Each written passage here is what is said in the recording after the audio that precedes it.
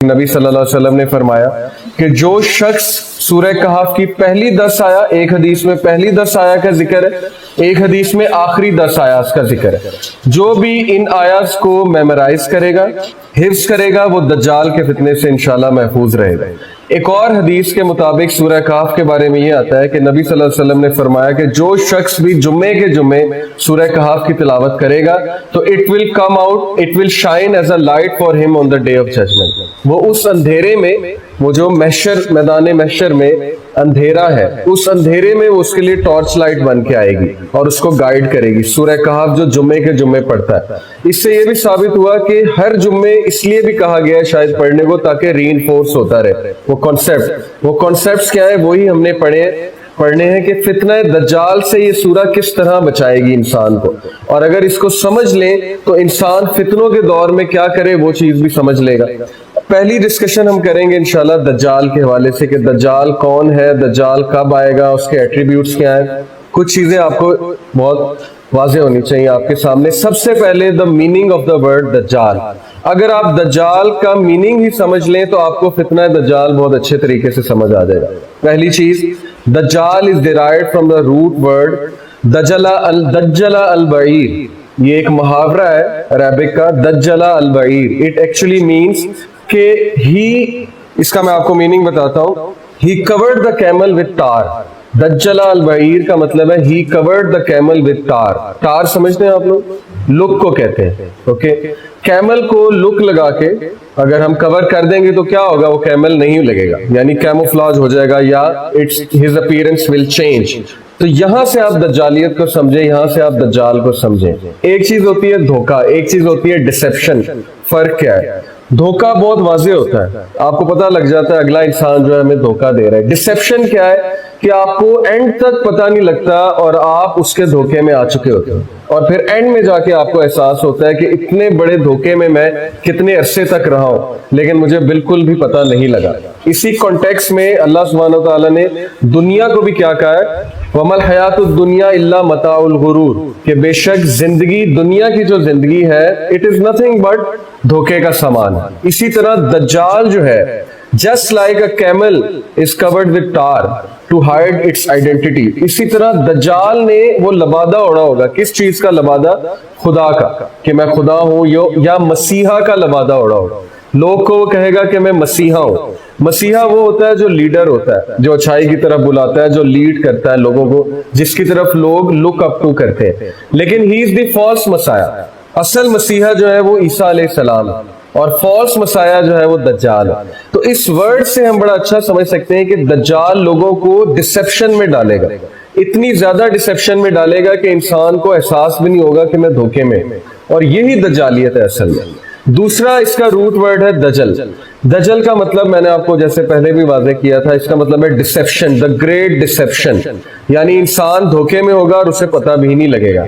तो ये है बेसिकली दज्जालियत। आप कुछ हदीस में गौर करते हैं। नबी सल्लल्लाहु अलैहि वसल्लम ने फरमाया कि आदम अलैहिस्सलाम की पैदाइश से लेकर क़यामत तक कोई फितना इतना बड़ा नहीं, या कोई क्रिएशन इतनी बड़ी नहीं। एक हदीस में क्रिएशन का जिक्र है कि कोई क्रिएशन इतनी बड़ी नहीं जितनी दज्जाल की क्रिएशन है, और क्रिएशन से मुराद फितना ही है। अब what is the meaning of the word फितना? कोई किसी को पता है फितना का क्या मतलब है? अल्लाह ने कहा तुम्हारी माल और औलाद और बीवियों में तुम्हारे दुश्मन भी हैं, और एक और आयत में कहा कि फितना भी है तुम्हारी माल और औलाद, आजमाइश। एग्जैक्टली, फितना कोई नेगेटिव वर्ड नहीं है, फितना का मतलब है आजमाइश। अगर नबी सल्लल्लाहु अलैहि वसल्लम ने हदीस में ये कहा कि the world is sweet and green, और बनी इसराइल को तबाह करने वाली जो मखलूक थी वो औरत की जात थी क्योंकि उनके लिए फितना बन गई थी, इसका ये मतलब नहीं है कि औरतों को डिग्रेड किया जा रहा है, बल्कि फितना का मतलब है आजमाइश। औरतें उनके लिए आजमाइश बन गई थी। इसी तरह दज्जाल एक बहुत बड़ी आजमाइश है, इतनी बड़ी आजमाइश है कि हदीस कह रही है कि आदम अलैहिस्सलाम की बर्थ से लेकर क़यामत तक कोई फितना इतना बड़ा नहीं जितना कि फितना दज्जाल है। आपको पता है सहाबा को रसूलुल्लाह सल्लल्लाहु अलैहि वसल्लम दज्जाल के बारे में कैसे वार्न करते थे? सहाबा खुद बयान करते हैं। सहाबा कहते हैं कि जब नबी सल्लल्लाहु अलैहि वसल्लम दज्जाल के बारे में बात करते थे, his eyed would turn wide, उनकी आंखें वाइड हो जाती थी, जैसे कि दुश्मन आ रहा है पीछे से, और his face would become red और his voice would become loud, उनका फेस रेड हो जाता था जोश से और उनकी जो वॉइस है वो लाउड हो जाती थी, और सहाबा इतना डर जाते थे, उन्हें लगता था कि अभी पीछे से उठकर दज्जाल आ जाएगा। यानी this is the impact of the फितना ऑफ दज्जाल, और वो इस तरह डराया करते थे सहाबा को जैसे वो दुनिया का सबसे बड़ा फितना है, और वाकई ही सबसे बड़ा फितना है। तो इसको बहुत सीरियस लेना चाहिए, और इस फितने में मेजॉरिटी लोग इन्वॉल्व होंगे। ये फितना क्या है, वील कम टू इट, और हदीस में आपको बताता हूँ। नबी सल्लल्लाहु अलैहि वसल्लम ने फरमाया कि दज्जाल के करीब एक बहुत बड़ा मोमिन आएगा, ये समझते हुए कि मेरे पास बड़ा ईमान है, मेरी बड़ी इस्तिकामत है, और वो दज्जाल को चैलेंज करेगा कि इम्प्रेस मी। बट हदीस में आता है कि he will be inspired by the arguments presented by दज्जाल। जब दज्जाल अपने आर्गुमेंट्स प्रेजेंट करना शुरू करेगा तो बड़े से बड़ा मोमिन हिल जाएगा। इसीलिए इसी को मैं एक और हदीस के साथ जोड़ूंगा। नबी सल्लल्लाहु अलैहि वसल्लम ने कहा कि व्हेन यू फेस दज्जाल फ्ली, दौड़ लगा देना, उसको फेस मत करना, उसके सामने मत आना, बल्कि उसको देखते ही दौड़ लगा देना, फ्ली कर जाना।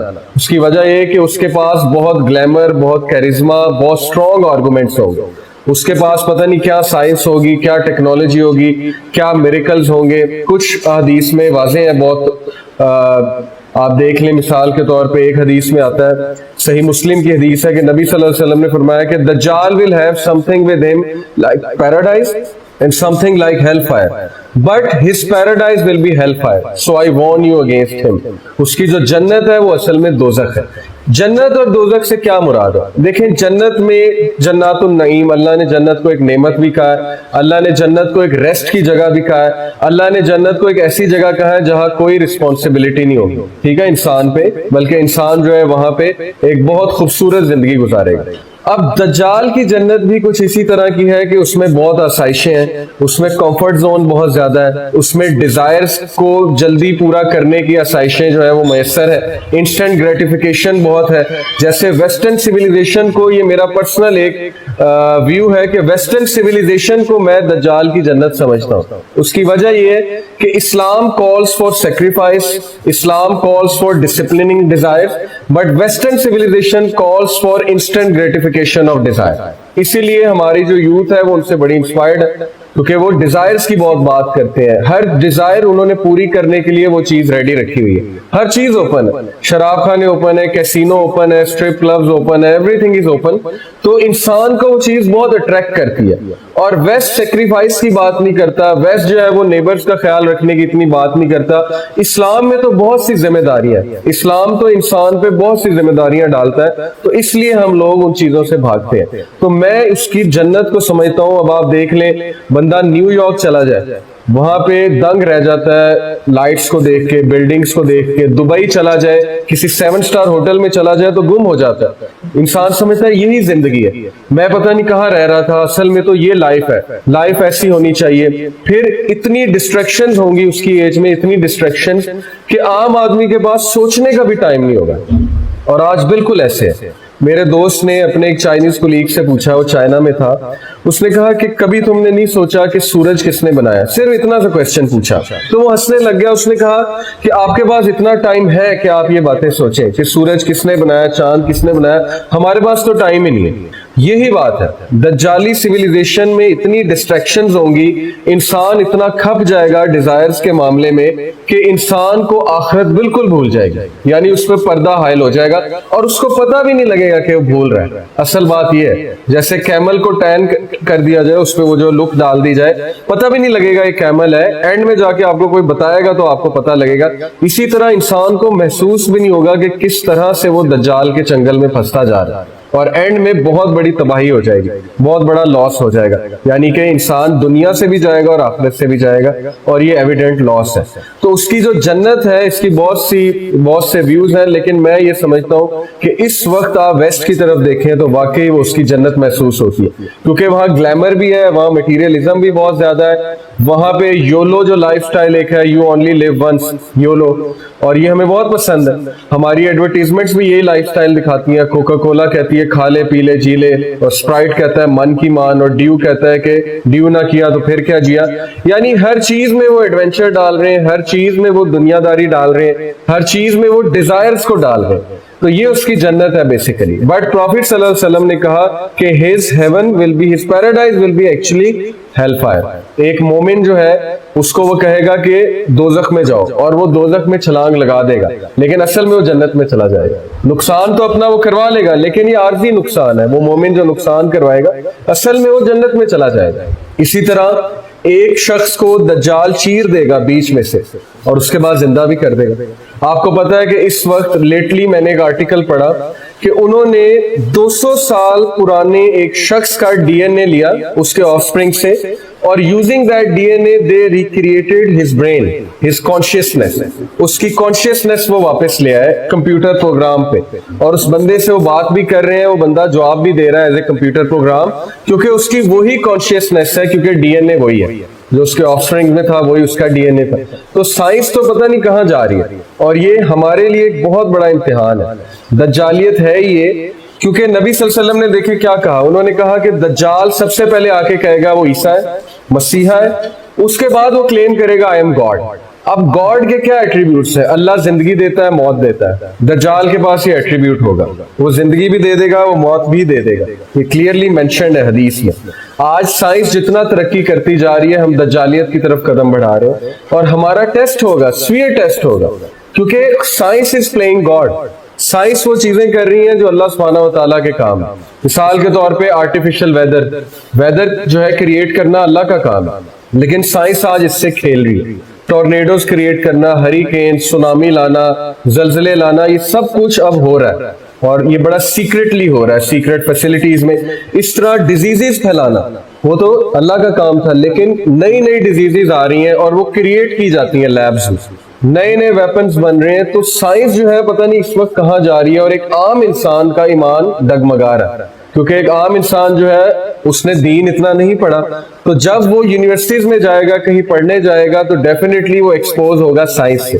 جب وہ سائنس سے ایکسپوز ہوگا, اس کے مائنڈ میں ڈفرینٹ اشکالات آئیں گے, ڈاؤٹس آئیں گے, تو پھر وہ اسلام سے جائے گا. اور یہی ہو رہا ہے. ہماری یوتھ جب فورن یونیورسٹیز میں پڑھنے جاتی ہے, وہاں پہ وہ دیکھتے ہیں کہ اوہ اصل میں تو سائنس یہ بھی کر رہی ہے, یہ بھی کر رہی ہے, تو ویئر از گاڈ, اللہ تعالیٰ کیا کر رہے ہیں؟ تو پھر ان کے مائنڈ میں بہت سے اشکالات آتے ہیں. تو یہ دجال کا بہت بڑا ایک ہتھیار ہے. سائنس میں سمجھتا ہوں جتنا ترقی کرتی جا رہی ہے, دجالیت کی طرف ہمارا قدم جو ہے وہ بڑھتا جا رہا ہے. لیکن اس کا یہ مطلب نہیں کہ سائنس بالکل نیگیٹو ہے اور سائنس پڑھنی نہیں چاہیے. بٹ دا پوائنٹ از کہ یہ ہمارا ٹیسٹ ہو رہا ہے, اور بہت کڑک امتحان ہے ہمارے ایمان کا, کہ ہم ایمان والے رہتے ہیں, ہم یہ کہتے ہیں کہ ہر چیز اللہ کے ہاتھ میں ہے, یا ہم یہ کہتے ہیں کہ سائنس جو کہے گی وہ ہم مانیں گے. اور میجورٹی لوگ کی آج یہ تھنکنگ ہے کہ جو سائنس کہے گی وہ میں مانوں گا, ادروائز میں نہیں مانوں گا. تو سائنس تو بھئی نہ گاڈ ہے, سائنس نہ وہی ہے, سائنٹسٹ نہ کوئی پروفٹ ہے, نہ میسنجر ہے. سائنٹسٹ تو ایک انسان ہے, اس نے کچھ ریسرچ کیا, ہائپوتھیسس کی بیسس پہ ایکسپیریمنٹ کیا ہے, اس کے کچھ پیرامیٹرز ہیں, اس کی کچھ ڈیپینڈنسی ہے کچھ فیکٹرز پہ. تو یہ عام لوگ کو سمجھ نہیں آتی. تو اسی طرح ایک حدیث میں آتا ہے کہ دجال جہاں جائے گا وہ خزاں لے آئے گا, جہاں جائے گا وہ پودے اگا دے گا, نباتات اگا دے گا, بہار لے آئے گا. یعنی اس کے ہاتھ میں ریسورسز ہوں گی, وہ غلہ کنٹرول کرے گا, مال کنٹرول کرے گا. آج اگر ہم دیکھیں تو جیوش لابی جو ہے, زائنسٹ جو ہے, وہ آلریڈی فوڈ ریسورسز پہ تو قبضہ کر چکے ہیں. جتنے بھی ہمارے ٹن پیک فوڈز ہیں وہ سارے ان کے انڈر ہیں, اور جتنے بھی ان آرگینک فوڈز ہیں وہ بھی ان کے انڈر ہیں. اسی طرح جتنی بھی ملک انڈسٹری ہے, آپ دیکھ لیں, آئل انڈسٹری ہے, فوڈ کراپس جو ہے, وہ سارے آہستہ آہستہ وہ اپنے انڈر لیتے جا رہے ہیں. یعنی وہ اپنے اوپر ڈیپینڈنٹ کر رہے ہیں باقی دنیا کو, ریسورسز پہ قبضہ کر کے. تو دجال کے ہاتھ میں تو بہت ریسورسز ہوں گی, لوگ اس پہ ڈیپینڈنٹ اتنا ہو جائیں گے کہ ان کے پاس کوئی چوائس نہیں ہوگی سوائے اس کے کہ اس پہ ایکٹ کریں اور اس کو اوبے کریں. لیکن بہت مخصوص لوگ ہوں گے, چوزن ونز ہوں گے, جو اس بہت بڑے فتنے سے بچ جائیں. پھر ایک حدیث میں یہ آتا ہے کہ دجال کے پاس غیب کا نالج ہوگا, وہ ایسی ایسی باتیں انسانوں کو بتائے گا جو انسان کو نہیں پتا اپنے بارے میں بھی, اور فیوچر کی بھی بہت سی وہ باتیں بتائے گا. ایک حدیث میں آتا ہے کہ وہ 40 دن میں پوری دنیا کا چکر جو ہے وہ کاٹ لے گا. اسی طرح ایک حدیث میں آتا ہے اس کی جو سواری ہے, اس کے جو گدا ہے, اس کے 2 کانوں کے درمیان جو ہے وہ آئی تھنک 13 گز کا کچھ فاصلہ ہے, اس طرح سے 13 میٹرز ہے یا 11 ہے, مجھے صحیح سے یاد نہیں ہے. تو ہو سکتا ہے وہ کوئی سپر سونک سپیڈ کا جو ہے وہ F-16 یا کوئی اور ایروپلین ہو, اور اس کے جو 2 ونگز ہیں وہ کان ہو. لیکن یہ کوئی حتمی بات نہیں ہے. احادیث کو کی تعویل کرنا یہ ایک حد تک تو ٹھیک ہے، لیکن اتنی زیادہ نہیں کر دینی چاہیے کہ بالکل ہی لٹرل میننگ سے ہی جائے. ہو سکتا ہے وہ لٹرلی گدھا ہو، یہ بھی تو ہو سکتا ہے نا، لیکن ہو سکتا ہے وہ ہوائی جہاز بھی ہو، تو یہ اللہ نوز بیسٹ کہ وہ کیا ہے معاملہ. لیکن بہرحال اس ساری ڈسکشن سے ہم نے اخذ یہ کیا کہ دجالی سیویلائزیشن جو ہوگی وہ کوئی نارمل سیویلائزیشن نہیں ہے، اس میں بہت سے نیچرل لاز جو ہیں وہ بدل جائیں گے. مثال کے طور پہ مردے کو زندہ کرنا، آرٹیفیشل رین آ جانا، خزاں آ جانا، آرٹیفیشلی ہر چیز کو کنٹرول کرنا، منی کو کنٹرول کرنا، ریسورسز کو کنٹرول کرنا، اسی طرح غیب کا نالج جو ہے وہ ڈسٹریبیوٹ کرنا، اپنی اتھارٹی دکھانا. تو یہ ایک بہت ہی ٹیسٹنگ ٹائم ہوگا، اور آج آپ تھوڑا سا اینالائز کریں تو یہ کام سارے ہو رہے ہیں. اور دجالی سیویلائزیشن میرا یہ ویو ہے کہ بن چکی ہے. اب پھر اس کا ایک فزیکل ہم نے اپیرنس دیکھنی ہے دجال کی، کہ فزیکلی وہ کب آتا ہے. دجال سسٹم ہے کہ بندہ ہے، علماء کا اجماع ہے کہ وہ بندہ ہے، ابن آدم ہے، ٹھیک ہے، آدم علیہ السلام کی اولاد میں سے ہے. نہ وہ جن ہے، نہ وہ کوئی دیو ہے، نہ وہ کوئی جو ہے فرشتہ ہے نعوذ باللہ، نہ وہ جو ہے وہ کوئی اور مخلوق ہے، نہ وہ شیطان ہے، بلکہ وہ ایک آدمی ہے. اور اس کا ایک سسٹم ہوگا. اس کی آدمی ہونے کی دلیل نبی صلی اللہ علیہ وسلم کی حدیث ہے صحیح مسلم کی. نبی صلی اللہ علیہ وسلم نے کہا کہ دجال ایک شخص ہے بنی آدم میں سے، اور دجال کے گھنگریالے بال ہوں گے. دجال کی جو ایک آنکھ ہے it will be bulging outward like a grape, جیسے ایک انگور جو ہے وہ بلج کر رہا ہوتا ہے آؤٹ ورڈ. اس کی جو دوسری آنکھ ہے اس پہ کچھ گوشت چڑھا ہوگا، وہ آنکھ ٹھیک ہوگی، اس سے وہ دیکھ سکتا ہوگا، لیکن یہ والی آنکھ فالٹی ہوگی، یہ والی آنکھ جو ہے بند ہوگی تو وہ کانا ہوگا. نبی صلی اللہ علیہ وسلم نے کہا کہ میں تمہیں دجال کے بارے میں وہ بات بتاتا ہوں جو کسی نبی نے اپنی امت کو نہیں بتائی، اور وہ یہ ہے کہ دجال کانا ہے اور تمہارا رب کانا نہیں ہے. تو اس حدیث کو ڈاکٹر اسحاق رحمہ اللہ نے ایک طرح سے سمجھا ہے، جو کہ ضروری نہیں، کوئی حتمی بات نہیں ہے، لیکن ہو سکتا ہے ایسا ہو. وہ میں آپ سے ویسے ہی فار نالج سے ایک شیئر کر لیتا ہوں. انہوں نے کہا کہ اللہ نے انسان کو دو آنکھیں دی ہیں، ایک روحانی اور ایک مادی آنکھ. ایک سے مٹیریلزم دیکھے گا، ایک سے اسپرچویلٹی دیکھے گا. جب بھی کوئی ایک آنکھ بند ہو جائے گی تو ایکسٹریم ہو جائے گی. جب مٹیریل آئی بند ہے، صرف اسپرچول آئی اوپن ہے، تو وہ رہبانیت، اور رہبانیت اسلام میں منع ہے. اور جب مٹیریل آئی کھلی ہے، اسپرچول آئی بند ہے، تو پھر وہ ایکسٹریمزم ہے، اور وہ پھر انسان کو دنیا دار بنا دیتا ہے. اور اس کے بارے میں قرآن نے بہت اسٹرکٹ وارننگ دی ہے، الہاکم التکاثر حتی زرتم المقابر، کہ مال جمع کرنے میں انہوں نے اپنے آپ کو اتنا ضائع کر دیا حتیٰ کہ یہ کمپٹیشن میں لگ لگ کے قبر تک پہنچ گئے، اور پھر ان کے پلے کچھ بھی نہیں. تو وہ پھر اس کو بہت کنڈیم کیا گیا ہے، ایکسٹریم آف مٹیریلزم کو. تو ویسٹرن سیویلائزیشن جو ہے وہ قائم ہی مٹیریلزم پہ ہوئی ہے. روحانیت ان کا پلر ہے ہی نہیں. کوئی بھی چیز روحانیت کے مطابق ڈیسائیڈ وہاں نہیں ہوتی. وہاں کبھی یہ اسپیکٹ نہیں ڈسکس ہوگا پارلیمنٹ میں کہ مثال کے طور پہ اس کنٹری پہ اٹیک کرنا ہے تو ہیومینٹی پہ کیا افیکٹ ہوگا، کیونکہ یہ روحانیت کی ڈسکشن ہے، یہ سوشل ایشوز ہے، اس کا ان سے کوئی تعلق نہیں ہے. لیکن اسلامک سیویلائزیشن میں توحید اور روحانیت سب سے پہلے آتی ہے. تو ثابت یہ ہوا کہ دجال کی جو سیویلائزیشن ہوگی وہ ایکسٹریملی مٹیریلسٹک ہوگی، اور اس میں لوگ مٹیریلزم کو ورشپ کرنے لگیں گے. اور شاید یہی اس حدیث کا مطلب ہے کہ دجال کو لوگ ورشپ کریں گے لٹرلی بیکاز آف مٹیریلزم، کیونکہ وہ دینار کے بندے ہیں اور وہ مال کے بندے ہیں وہ لوگ. پھر یہ بھی ثابت ہوا کہ دجال کی جو ایج ہوگی اس میں لوگ ڈسٹریکٹڈ ہوں گے بہت زیادہ، اور ڈیپینڈنٹ ہوں گے ان چیزوں پہ جو دجال کے ہاتھ میں ہوگی. پھر ایک اور حدیث میں آتا ہے، نبی صلی اللہ علیہ وسلم نے دجال کے ایٹریبیوٹس کے حوالے سے بتایا. وہ ہے تمیم الداری کی حدیث، کہ میں نے آپ کو اس کی فزیکل اپیرنس بتا دی ہے، وہ انسان ہوگا، مین ہوگا، بنی آدم میں سے ہوگا. تو حدیث یہ کہ تمیم الداری ایک صحابی تھے، وہ کرسچن تھے، وہ ایک جزیرے میں گم گئے بحری سفر کی وجہ سے.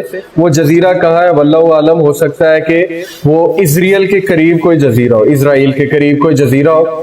تو وہاں پہ وہ جب گمے تو ایک جانور تھا جو سارے کے سارا اوپر سے لے کے نیچے تک بالوں سے لدا ہوا تھا، دساسا. اور اس جانور نے اسے کہا کہ آپ کو میرے آقا بلا رہے ہیں فلانی جگہ. وہ جب وہاں پہ گئے تو وہاں پہ انہوں نے ایک دیو قامت شخص دیکھا جو زنجیروں میں جو ہے بندھا ہوا تھا، اور اس شخص نے ان سے 3 سوال پوچھے.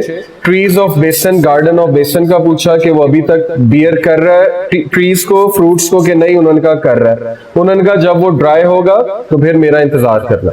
پھر پوچھا سی آف گیلیلی ڈرائی کر گیا, انہوں نے کہا نہیں. انہوں نے کہا جب وہ ڈرائی کرے گا تو میں ظاہر ہوں گا. تیسرا غالباً یہ تھا کہ کیا کوئی شخص آیا ہے جو کہتا ہے کہ میں نبی ہوں عربز میں سے, تو انہوں نے کہا بالکل آیا. انہوں نے کہا کہ عربز کی ہلاکت نہیں ہوگی, عربز کی بہتری ہے اگر اس شخص کو مان لیں سچا نبی.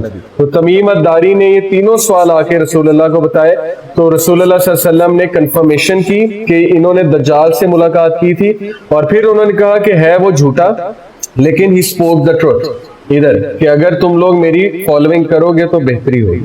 تو یہ بھی حدیث سے واضح ہوتا ہے کہ وہ شخص تھا, شخص ہے, اور وہ ایک جگہ قید ہے, اور یہ اللہ کی حکمت ہے کہ اللہ نے اسے وہاں نظروں سے اوجھل رکھا ہوا ہے, اور وہ ایک دم ظاہر ہوگا. اور جب وہ ظاہر ہوگا تو پھر اس کا فتنہ برپا ہوگا دنیا پہ, اور میجورٹی لوگ 90% لوگ تقریباً اس کو فالو کریں گے. اب اس کی فتنے سے محفوظ ہونے کے حوالے سے بہت سی چیزیں ہیں. فار ایگزامپل نماز میں, ہر نماز میں درود شریف کے بعد ایک دعا سکھائی گئی ہے صحیح بخاری میں, اور آلموسٹ وہ دعا فرض ہے ہم پہ پڑھنا. ویسے نبی صلی اللہ علیہ وسلم نے فرض نہیں قرار دی, لیکن علماء کا اجماع ہے کہ جس امپیکٹ سے نبی صلی اللہ علیہ وسلم نے ایڈوائز کیا ہے اس دعا کا پڑھنے کا, وہ آلموسٹ فرض ہے. وہ ہے اللہم انی اعوذ بک من عذاب جہنم ومن عذاب القبر ومن فتنۃ المحیا والممات من شر فتنۃ المسیح الدجال. اس میں ہم نے 4 چیزوں سے پناہ مانگی ہے. ہم نے جہنم سے پناہ مانگی ہے, عذاب قبر سے پناہ مانگی ہے, ہم نے جو ہے وہ فتنۃ المحیا والممات یعنی زندگی اور موت کے فتنے سے. زندگی کا فتنہ یہ ہے کہ مال و دولت اور اولاد, یہ ساری چیزیں جو ٹرائل میں. موت کا فتنہ یہ ہے کہ شیطان انسان کے پاس موت کے وقت آتا ہے, ایک آخری ٹرائی کرتا ہے اور کہتا ہے مجھے سجدہ کر لو یا مجھے شرک کر لو. یہ موت کا ٹرائل ہے, اور ہر انسان کے پاس وہ آتا ہے آخری ٹرائی کرنے کہ کہیں یہ شرک کر لے تاکہ ایٹ لیسٹ میرا مشن پورا ہو جائے. یہ موت کا ٹرائل ہے. اور موت کے اور بھی بہت سے ٹرائلز ہیں, بیماری ہو سکتی ہے, بڑھاپا ہو سکتا ہے, بہت سی چیزیں. اور فتنۃ المسیح الدجال سب سے بڑا فتنہ کہ مجھے مسیح دجال کے فتنے سے جو اللہ وہ محفوظ. اب مسیح کیوں کہا جاتا ہے, اس کی وجہ یہ ہے, اسکالرز نے اس سے یہ بیان کیا ہے کہ مسیح اس کو اس لیے کہا جاتا ہے کیونکہ one of his eyes is مسموح. مسموح کا مطلب ہوتا ہے وائبڈ اور ایبریڈڈ, یعنی کہ بلجنگ آؤٹ ورڈز. تو نبی صلی اللہ علیہ وسلم نے جو ورڈ یوز کیا, مسموح کا ورڈ یوز کیا کہ اس کی ایک آنکھ مسموح ہے, تو مسموح سے ورڈ مسیحا نکلا. ایک یہ ہے اوتھینٹک اوپینین. دوسرا ایک اوپینین یہ ہے کہ مسیحا کا مطلب یہ بھی ہے کہ ہی ول سروے اور travel throughout the earth یمسا ان 40 days. یمسا یعنی 40 days میں وہ ٹریول کرے گا, تو اس لیے بھی اس کو مسیح کہتے ہیں. لیکن زیادہ اوتھینٹک ویو یہ ہے کہ مسما یعنی مسموع, ممسوح یعنی کہ اس کی جو آنکھ ہے بلجنگ آؤٹ ورڈز ہے, دیٹس وائی ہی از دا مسیح. اور وہ فالس مسایا ہے, فالس مسیح ہے. اور جو ٹروتھ فل مسایا ہے وہ ہے عیسیٰ علیہ السلام. تو یہ اس کے بارے میں کچھ حدیث ہیں. اور نبی صلی اللہ علیہ وسلم نے فرمایا کہ جس وقت جمعے کے خطبے میں دجال ڈسکس ہونا بند ہو جائے گا جمعے خطبوں میں, تو تب دجال کا ظہور ہو جائے گا. اور آج آپ دیکھیں کہ بڑا ریئر ہے کہ جمعے کے خطبوں میں دجالی فتنہ سمجھایا جا رہا, حالانکہ وہ سب سے بڑا فتنہ ہے. اور اس کے بارے میں نبی صلی اللہ علیہ وسلم نے بہت اسٹرکٹلی وارن کیا ہے صحابہ کو.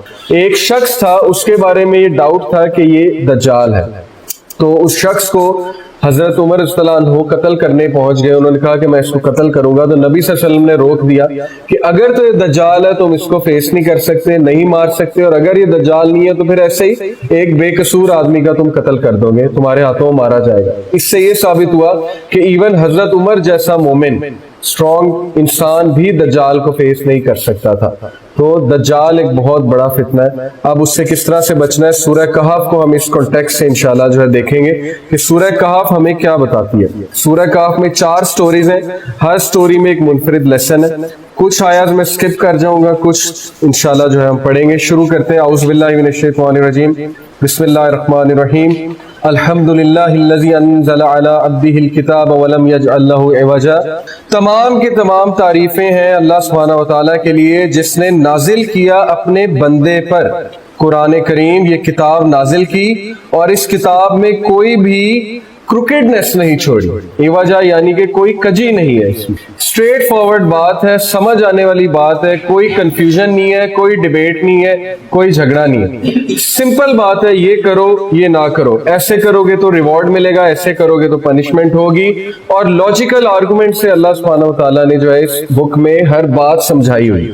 क़य्यिमन लियुनज़िरा बअसन शदीदन मिन लदुन्हु व युबश्शिरल मुमिनीन अल्लज़ीना यअमलूनस सालिहाति अन्ना लहुम अजरन हसना। He made it straight to give warning of a severe punishment from him. अल्लाह शुरू में ही वाजे कर रहे हैं कि बहुत स्वीयर पनिशमेंट है अल्लाह सुब्हानहू व तआला की, और उस स्वीयर पनिशमेंट को वार्न करने के हवाले से कुरान करीम हमने नाजिल किया है।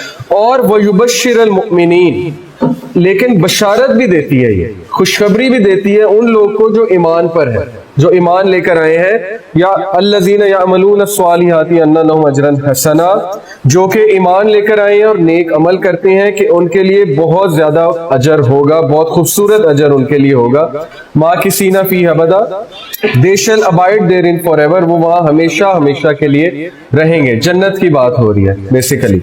वयुनज़िरल लज़ीना क़ालू इत्तख़ज़ल्लाहु वलदा, एंड टू वार्न दोज, और उन लोग को वार्न कर दे जो कहते हैं कि नाउज़ बिल्लाह अल्लाह सुब्हानहू व तआला ने बेटा जना। सूरह मरियम में अल्लाह ने इस आर्गुमेंट को बहुत खूबसूरती से एड्रेस किया। अल्लाह ने कहा कि क्या वो कहते हैं कि नाउज़ बिल्लाह अल्लाह सुब्हानहू व तआला ने बेटा जना।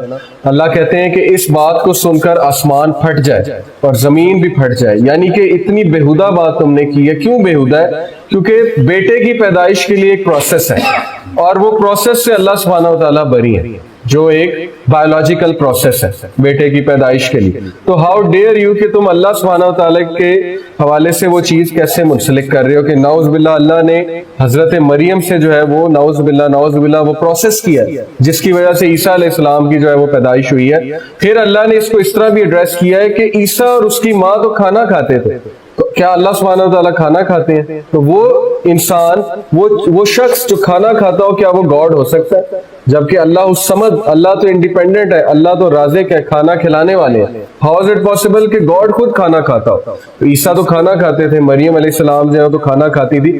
तो अल्लाह ने कहा कि उनको स्ट्रिक्टली वार्न कर दे। क्यों? मा लहुम बिही मिन इल्मिन वला लिआबाइहिम कबुरत कलिमतन तखरुजु मिन अफवाहिहिम इन यक़ूलूना इल्ला कज़िबा।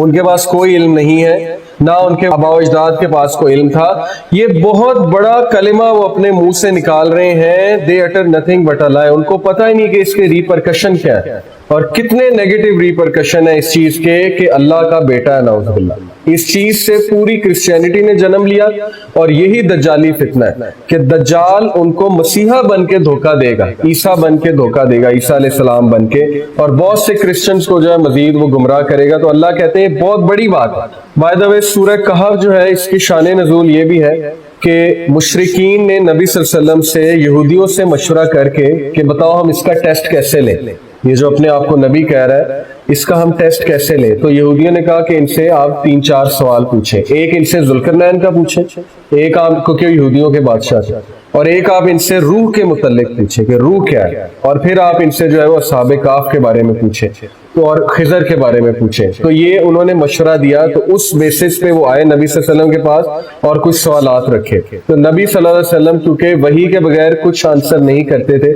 उन्होंने कहा मैं आपको इसका जवाब दूंगा कल, लेकिन इंशाअल्लाह कहना भूल गए।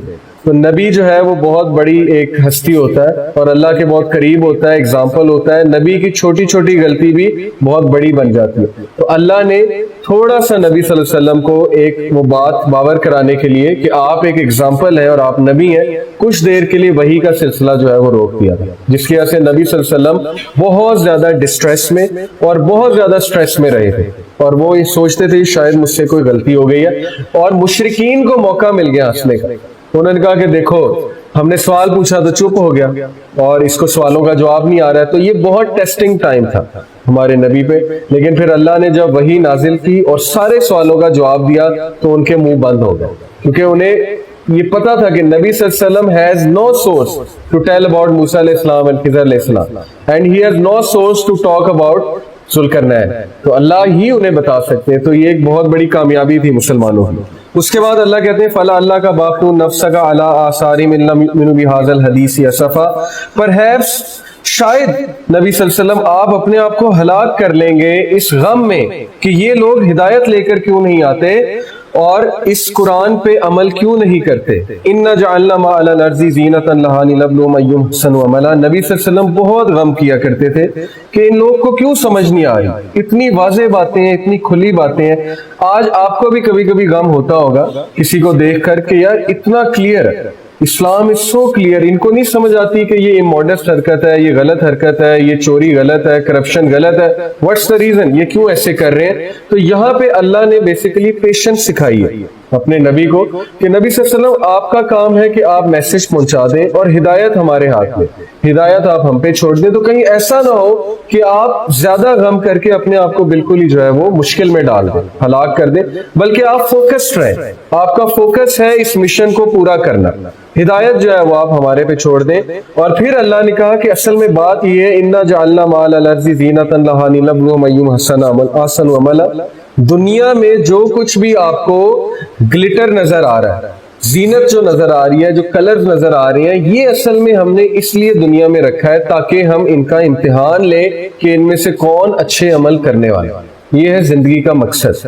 اللہ نے دنیا میں بہت کچھ رکھا ہے, ریسورسز رکھی ہیں, اللہ نے دنیا میں رنگینیاں رکھی ہیں, عورت کو پیدا کیا ہے, وہ ایک الگ فتنہ ہے انسان کے لیے. اللہ نے اسی طرح مال ہے, اولاد ہے, گھوڑے ہیں, سواری ہے, زیور ہے, بہت سی ایسی چیزیں ہیں جہاں انسان بڑا اٹریکٹ ہوتا ہے اور انسان کا دل کرتا ہے کہ یار میرے پاس بھی ہو, میں بھی یہ کروں. لیکن اللہ نے کہا کہ یہ ایکچولی ٹیسٹ کے لیے, تاکہ ٹیسٹ کرے کہ کون بیلنس رہتا ہے, کون ایکسٹریمزم کی طرف جاتا ہے. یہاں پہ ایکسٹریمزم کا رد ہے, ایکسیس آف مٹیریلزم کا.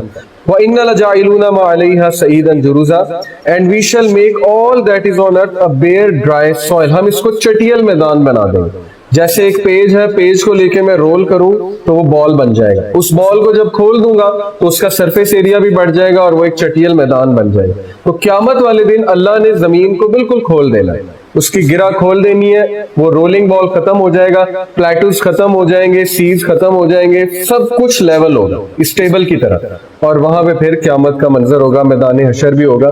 تو یہ ایک فیکٹ ہے. ام حسبت ان اصحاب الکہف والرقیم کانوا من آیاتنا عجبا.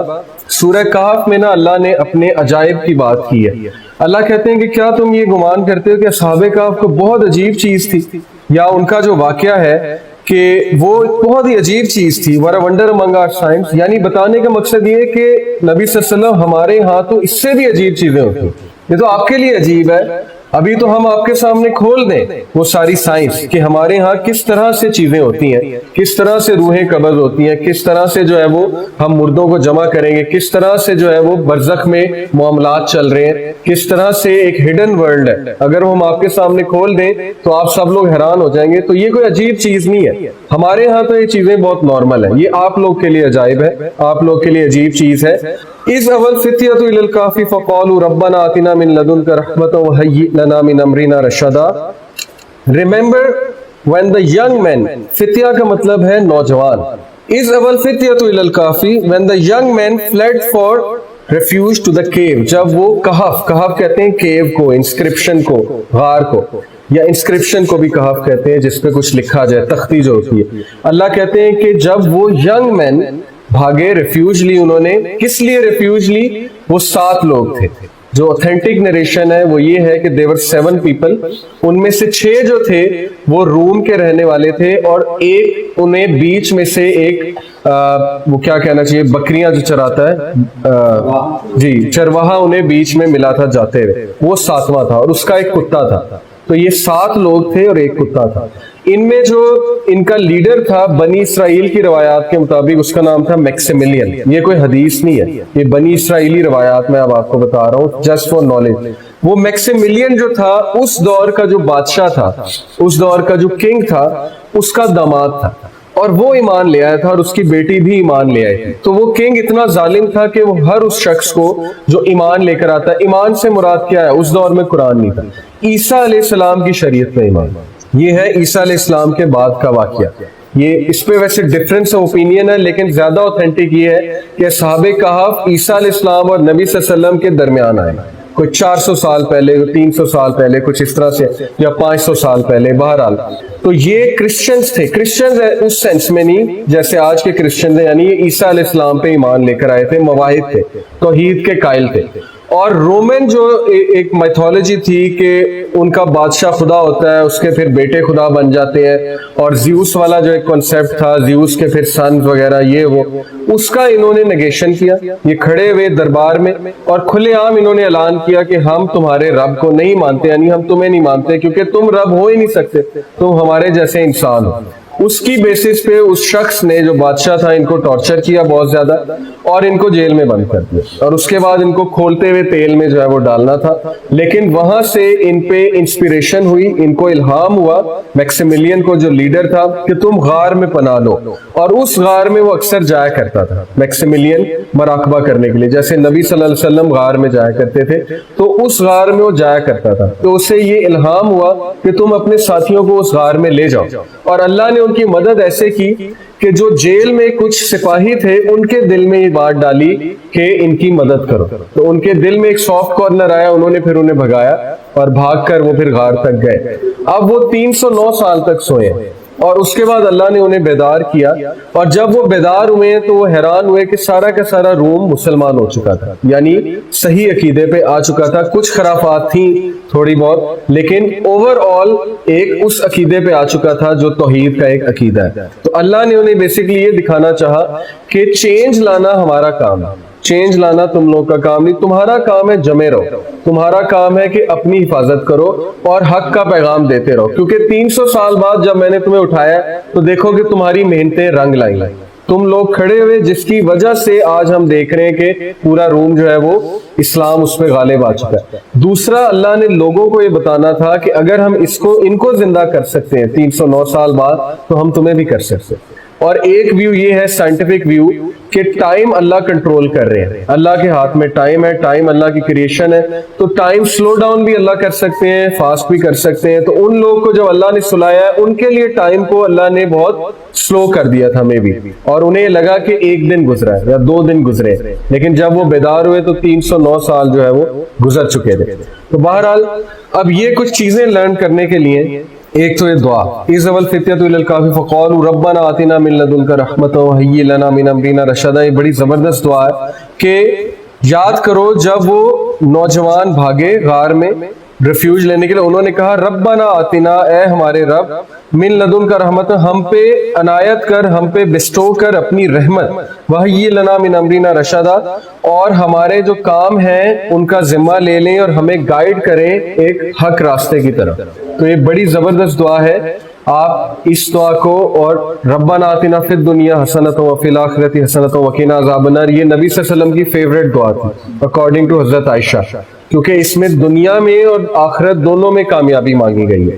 اور یہ دعا بھی اس کے ساتھ ایڈ کر لی جائے جب انسان کے معاملات پھنسے ہوئے ہیں اور انسان ایک ایک لمحے کے لیے اللہ پہ ڈیپینڈنٹ ہے، تو اللہ سے یہ دعا کی جائے کہ میرے تمام افیئرز کو اللہ تعالیٰ صحیح راہ میں گائیڈ کرے. تو یہ بہت خوبصورت دعا ہے اس حوالے سے.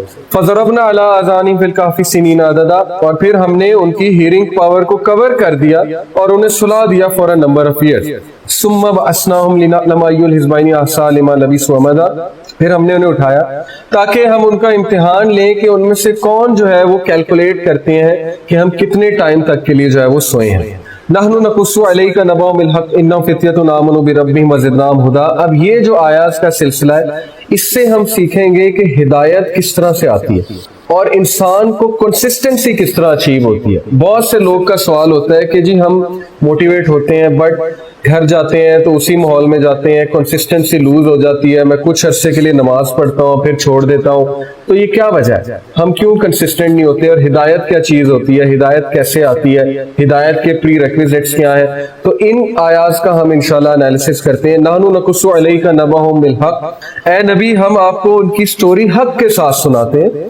انہم فتیۃ آمنوا بربہم وزدناہم ہدی، وہ تھے نوجوان جنہوں نے اپنے رب پہ جو ایمان لے آئے تھے اور ہم نے انہیں گائیڈنس میں انکریز کیا، ہم نے انہیں گائیڈنس میں وزدناہم ہدی، ہم نے اضافہ کیا ان کی ہدایت میں. یہ پہلی چیز ہے. آگے دیکھتے وَرَبَطْنَا عَلَىٰ قُلُوبِهِمْ إِذْ قَامُوا فَقَالُوا رَبُّنَا رَبُّ السَّمَاوَاتِ وَالْأَرْضِ، लन नदउआ मिन दूनी इलाहन लक़द क़ुलना इज़न शतता, और हमने उनके दिल क़ुलूबहिम मजबूत कर दिए बहुत ज्यादा, with the light of faith in अल्लाह। इसकी तफसीर में ये आता है कि दिल मजबूत होने का मतलब ये है, तफसीर तबरी है कि लाइट ऑफ फेथ। लाइट, देखें दिल का मामला दिमाग की तरह नहीं है। जिस तरह हम बच्चे को मैथ समझाते हैं ना कि पढ़ लो रीइंफोर्स करते हैं, सुबह शाम ये भी करो, होमवर्क भी करो, क्वेश्चन बार बार करो, वो है दिमाग के साथ ताल्लुक। वर्ल्डली स्टडी इंजीनियरिंग आपने करनी है तो रीइंफोर्समेंट करते हैं आप, लेकिन दीन का ताल्लुक दिल के साथ, हिदायत का ताल्लुक दिल के साथ। हिदायत आप रीइंफोर्स नहीं कर सकते किसी को, ये ऐसे नहीं कर सकते आप हर एक को बिठा के हर वक्त जो है वो हदीस पढ़ाते रहे और एक्सपेक्ट करें कि उसे हिदायत आ जाएगी। हो सकता है आ जाए, लेकिन रीइंफोर्समेंट का ताल्लुक तो दिमाग के साथ। तो हमें ये सिलेबस बनाते हुए ये बड़ा ख्याल रखना चाहिए कि how to change hearts, not the mind. Mind खुद ही चेंज हो जाएगा जब दिल तब्दील होगा। हर चीज का ताल्लुक दिल के साथ है, जब दिल तब्दील हो जाएगा माइंड। लेकिन दिल अल्लाह की दो उंगलियों के दरमियान। अब दिल कैसे चेंज होगा? अल्लाह ताला ने मजबूत किया किस तरह? ईमान की रोशनी से। इसकी तफसीर ये है दिल के मजबूत होने की कि ईमान एक रोशनी की तरह है और वो अल्लाह तलब वालों को देते हैं। अल्लाह का वादा है। बहुत से लोग आपसे बहस करेंगे कि वो दीन पे ना अमल करने का ना एक उन्होंने बहाना बनाया हुआ है। हमारा भी ये था जब मैं यूथ में था कि जी everything is so blurred, so confused. ये फिरका ये कहता है, ये फिरका ये कहता है, ये वाला मौलवी ये कहता है, हर मौलवी ने अपना अलग से एक दीन बनाया हुआ है। तो हम क्या करें? ये एक बहाना बना लिया हम लोगों ने दीन पे ना अमल करने के लिए।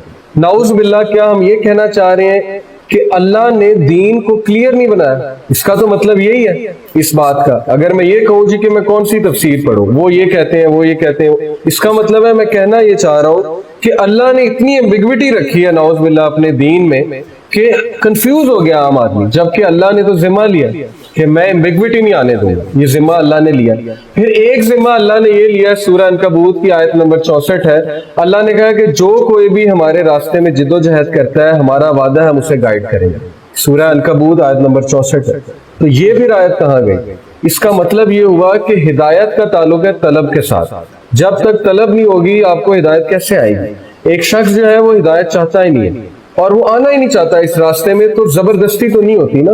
हाँ, कभी कभी अल्लाह को एक शख्स इतना पसंद आ जाता है, इतनी मोहब्बत होती है कि अल्लाह उसे जबरदस्ती भी इस तरफ ले आते हैं, वो एक रेयर केस है। लेकिन यूजुअली ये होता है कि इसका ताल्लुक तलब के साथ। इन लोग को तलब थी, देवर गुड ऑब्जर्वर्स। अब इसमें पहली चीज आप देख लें कि गुड ऑब्जर्वर होना बहुत बड़ी एक क्वालिटी होती है। ऑब्जर्वर वही होगा जो अपने आप को टाइम देगा। जो अपने आप को नहीं टाइम दे रहा वो ऑब्जर्वर कैसे होगा? वो फिर हर वक्त पैसा पैसा नफसा नफसी सोच रहा है, वो ऑब्जर्व कैसे करेगा चीजों को? जो शख्स ऑब्जर्व करेगा ऐसा हो ही नहीं सकता हिदायत पे ना पहुंचे, क्योंकि यूनिवर्स नेचुरली ऑब्जर्वेशन जब करते हैं आप, नेचुरली यूनिवर्स की आप हिदायत की तरफ जाते ही जाते हैं। इसलिए ऑब्जर्वेशन बहुत जरूरी है। तो वो लोग ऑब्जर्वर थे, तो अल्लाह ने उनके दिल को मजबूत कर दिया ईमान की दौलत उनके दिल में डाल के, ईमान का नूर उनके दिल में डाल के। When they stood up, जब वो खड़े हो गए और उन्होंने कहा कि फ़क़ालू रब्बुना रब्बुस समावाति वल अर्ज़, उन्होंने कहा हमारा रब तो वो है जिसने आसमानों और जमीनों को बनाया। ये हमारा रब है। हमारा रब तुम जैसा नहीं है जो खाता भी है, सोता भी है, उसमें फॉल्ट्स भी हैं, और जो पूरी दुनिया तो क्या रूम को भी सही से कंट्रोल नहीं कर रहा। तो हमारा रब तो जमीनों आसमानों कंट्रोल करता है। लन नदउआ मिन दूनी इलाहन लक़द क़ुलना isn't शतता, our Lord is the Lord of the heavens and never shall be, कभी भी हम नहीं एक कोताही करेंगे कि उसके अलावा किसी और इलाह को पुकारें, और अगर हमने ऐसा ये किया तो फिर हम बहुत बड़ा एरर में होंगे।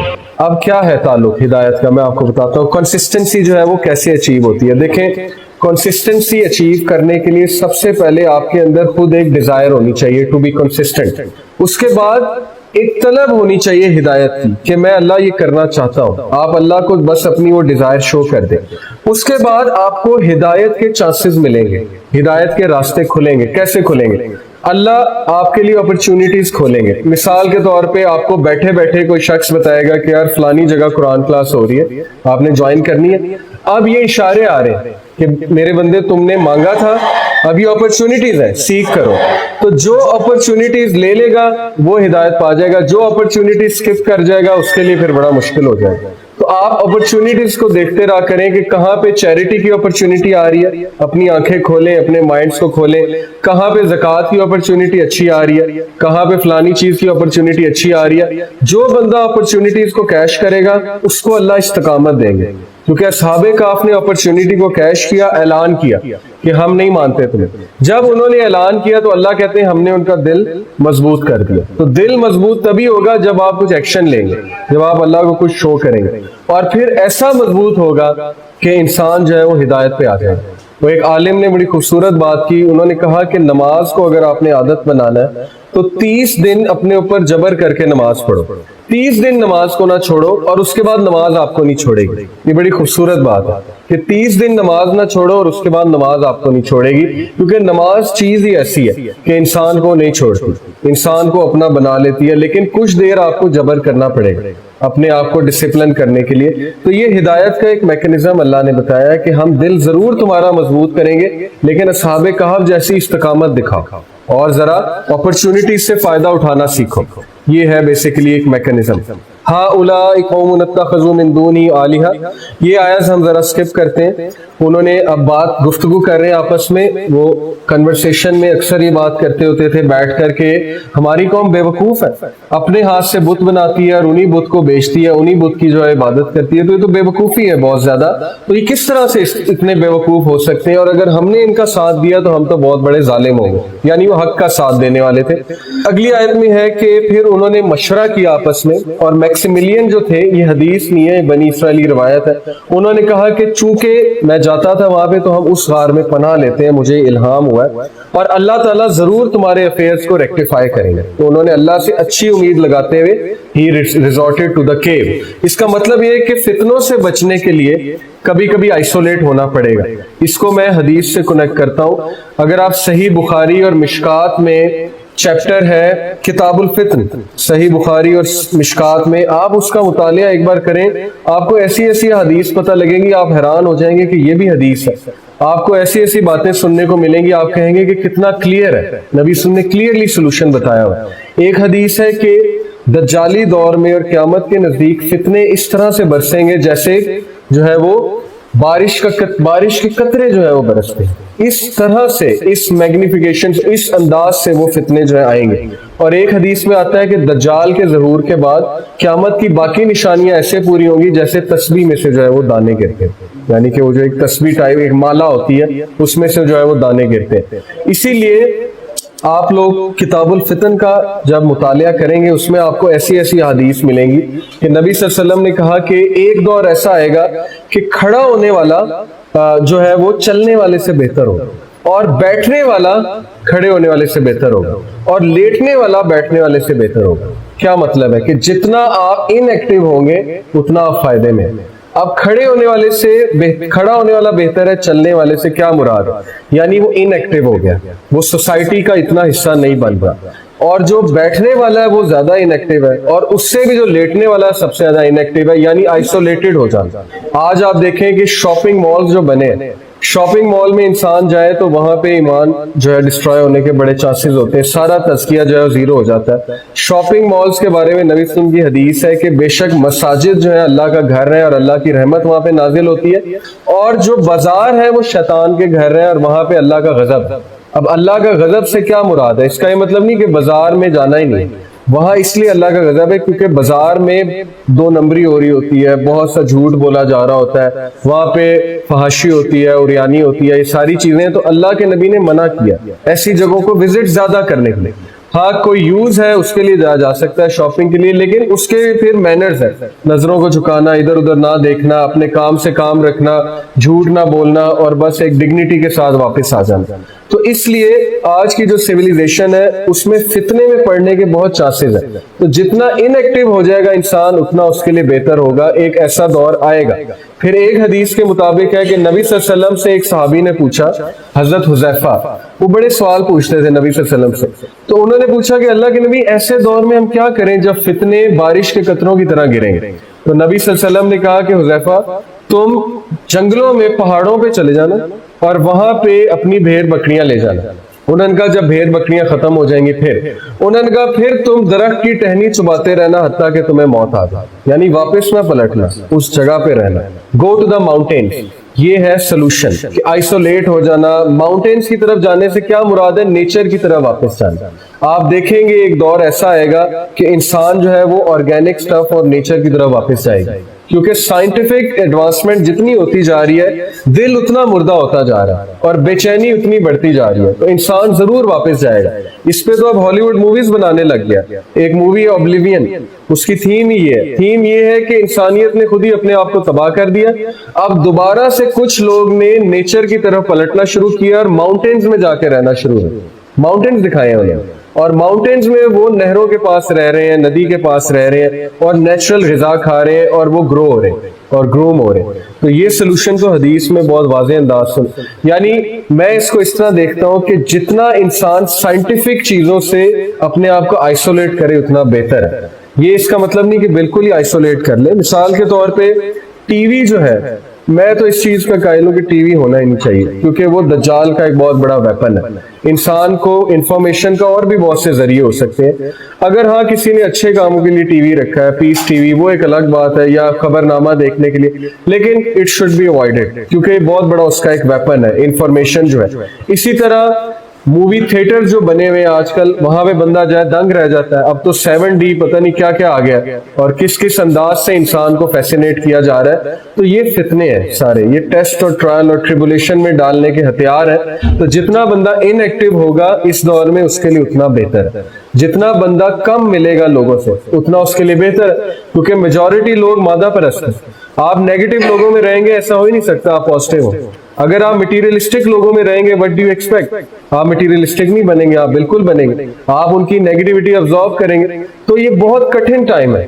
आई एक्सेप्ट कि इंसान को कभी कभी समझ नहीं आती मैं करूं क्या, मैं उधर जाऊं तो उधर फंस रहा हूं, इधर जाऊं तो इधर फंस रहा हूं। तो यही तो दज्जालियत है। इसीलिए इससे बचना कैसे, यही हम सोल्यूशन जो है इसकी तरफ आ रहे हैं। तो ये जो लोग थे ये केव की तरफ गए और फिर अल्लाह ताला ने इन्हें जो है वो उठाया। और अगली आयत में वतर शम्स इज़ा तलअत तज़ावरुम काफिम ज़ातल यमीनी व इज़ा गरबत तक़रिज़ुम ज़ातल शिमाल व हुम फी फजवतिन मिन। And you might have seen the सन, तुमने शम्स को, सूरज को देखा होगा जब वो उठता है, जब वो राइज करता है, declining to the right from there cave when it set, turning away from them to the left while they lay in the midst of the cave. This is one of the आया of Allah. ये अल्लाह का एक sign है। क्या मतलब है कि अल्लाह ताला उन्हें धूप लगवा रहे थे, क्योंकि जिंदा भी तो रखना था ना। अब वो कुछ ऐसे रुख अल्लाह ने उन्हें करवट दिलवाई कि उनको धूप भी आती रहती थी, विटामिन डी भी अल्लाह पहुंचाते रहते थे। और इसी तरह अल्लाह सुब्हानहू व तआला कहते हैं कि मैं यहदिल्लाहु फहुवल मुहतद व मैं युज़लिल फलन तजिद लहु वलिय्यन मुर्शिद। पहले क्या बताया कि हम उन्हें करवट दिलवाते थे और हम जो है उनका रुख ऐसा किया था कि सूरज की शुआएं, सूरज हिदायत है, सूरज लाइट है, लाइट देता है। तो आगे ही अल्लाह ने कहा कि अल्लाह जिसको हिदायत देता है वही हिदायत पे आता है, और अल्लाह के अलावा किसी का कोई वली और मददगार नहीं है। तो सूरज जो है उसको आप समझे हिदायत है। और वो सूरज इसाबे कहफ तक आ रहा था, हालांकि वो होश में नहीं थी, लेकिन उनका ये रिवॉर्ड था। रिवॉर्ड ये था कि उन्होंने, उनका एक पूरा बैकग्राउंड था। तो अल्लाह उसी शख्स को हिदायत देता है जो हिदायत की तलब में होता है, और ऐसे ऐसे अंदाज से देता है कि इंसान सोच भी नहीं सकता। तो ये इस आयत से हम अखज़ कर सकते हैं। इसीलिए अल्लाह ने कहा कि अल्लाह के अलावा कोई हिदायत नहीं दे सकता और कोई वली अल्लाह के अलावा नहीं है। वतहसबुहुम अयक़ाज़न व हुम रुक़ूद, हम उन्हें, तुम समझोगे कि वो अवेक है, व्हाइल दे वर स्लीप। इसकी तफसीर में ही आता है कि असल में उनकी आंखें जो है वो खुली हुई। जो भी उनके करीब आने की कोशिश करता था, उन पे एक नजर डालता था, उस पे एक हैबत तारी हो जाती थी। वनुकल्लिमु ज़ातल यमीनी व ज़ातल शिमाली कल्बुम बासितुन ज़िराइही बिल वसीद लबित्तलअत अलैहिम लवल्लैत मिनहुम फिरारन वला मुलित मिनहुम रुअबा, कि उन पे रोब तारी हो जाता था। जो भी उनको देखते थे वो घबरा जाते थे, यानी वो इतना खौफनाक सीन होता था कि उनका कुत्ता जो है वो इस तरह से पंजे करके बाहर पहरा दे रहा होता था, और पता नहीं कितनी खौफनाक शक्ल उसकी होगी। और वो लोग वे एक हैबत तारी की हुई थी अल्लाह ने, जो भी उनको देखता था वो दौड़ लगा देता था, उसमें एक रोब तारी हो जाता था। इसके ये एक आयात मुतशाबिहात में से है, इसकी कोई खास तफसीर नहीं आई कि एक्चुअली सीन क्या था। तो अल्लाह ताला कहते हैं कि हम उन्हें करवट भी दिलवा दिया करते